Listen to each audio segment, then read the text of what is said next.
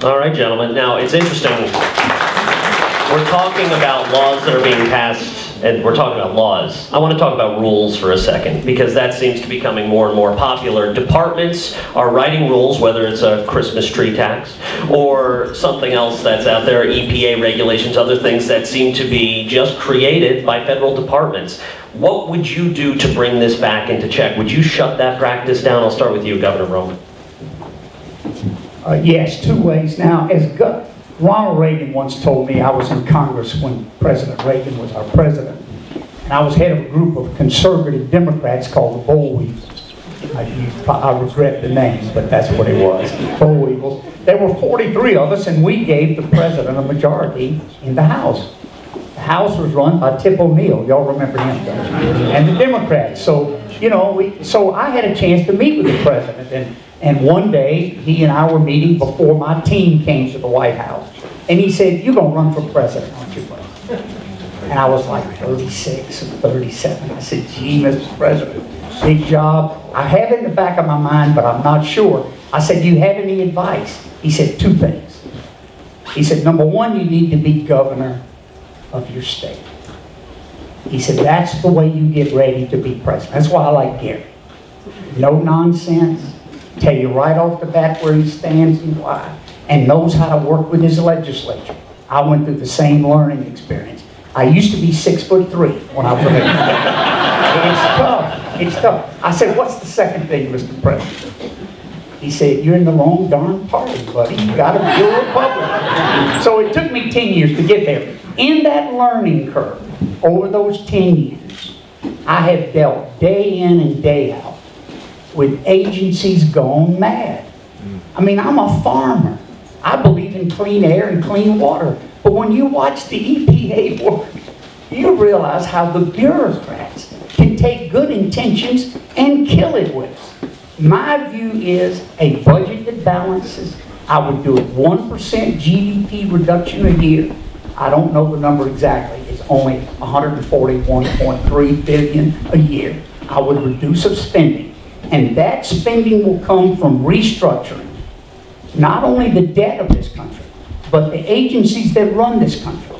And they will not have new regulations that don't, as Gary said, he didn't quite say it this way, but what he meant was a cost-benefit ratio to the positive side or have human life involved.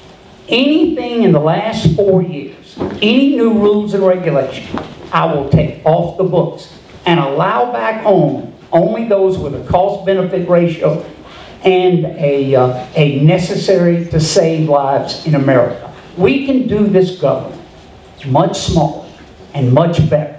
As a businessman, there are 4 principles in the 21st century. I'll be quick. Fast, focused, flexible, and friendly. Tell me what 4 things the federal government is not. Fast, focused, flexible, and friendly.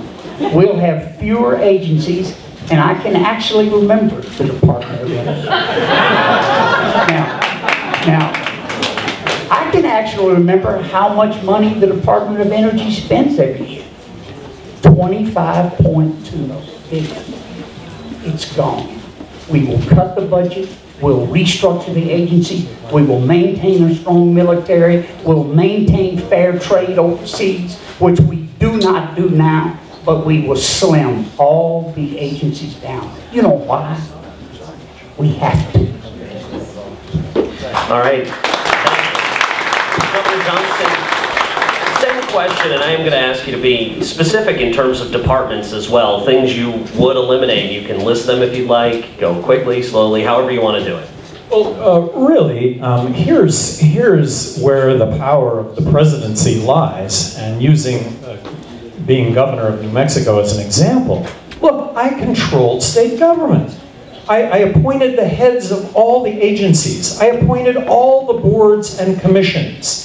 In a very real way, I controlled all the rules and regulations. And I will tell you, in New Mexico, rules and regulations got better on a daily basis. And everybody saw it. And that got better part had a basis just in common sense.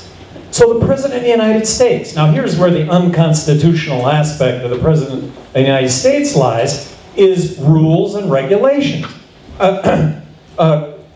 The notion that carbon emission, or that carbon is a pollutant, this is a rule. This is an administrative rule in lieu of law.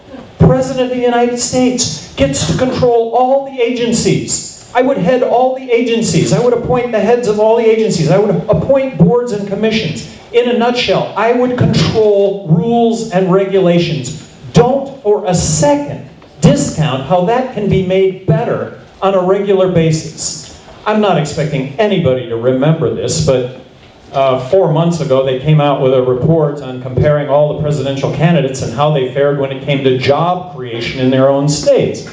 Well, the guy that fared the best in that analysis was me.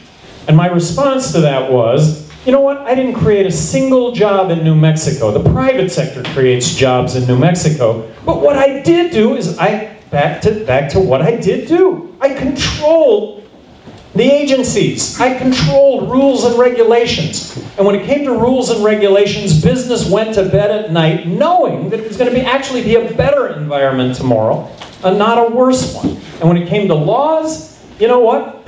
Johnson's not going to pass any law that's going to be detrimental to business. And this all in the context also of, you know what? There are bad actors. There are bad actors out there that, but for government, would continue to pollute or would continue to commit fraud on all of us. So government has a role. And I've come to understand that, and I've come to appreciate that. I just think that there is really a 43% largesse built into all of government.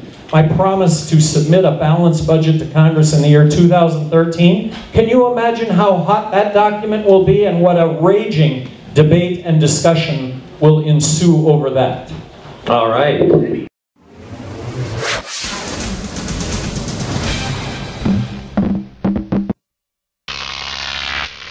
GrokTV.